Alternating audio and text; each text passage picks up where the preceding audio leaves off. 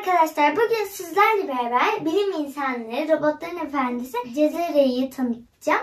Günümüzde kullandığımız tabletlerin, bilgisayarların, robotların, motorların, saatlerin, kilitlerin ve daha nice aletin mucidinin 800 yıl önce yaşamış bir Müslüman bilim adamı Cizreli Cezere olduğunu duymuş muydunuz?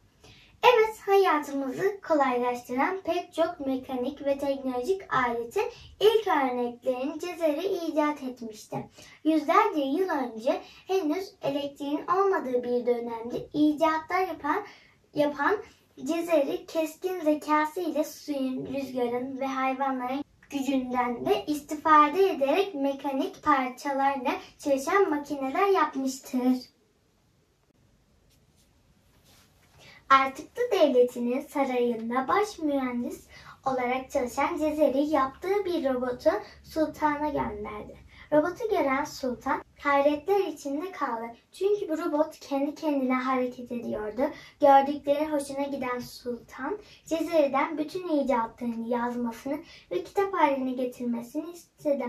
Sultanın isteği üzerine 500'den fazla icadını yazan Cezeri aynı zamanda icatlarını çizimlerle de anlatmıştı. Evet arkadaşlar, beni dinlediğiniz için size çok teşekkür ederim. Sizi çok seviyorum. Kanalıma abone olmayı unutmayın.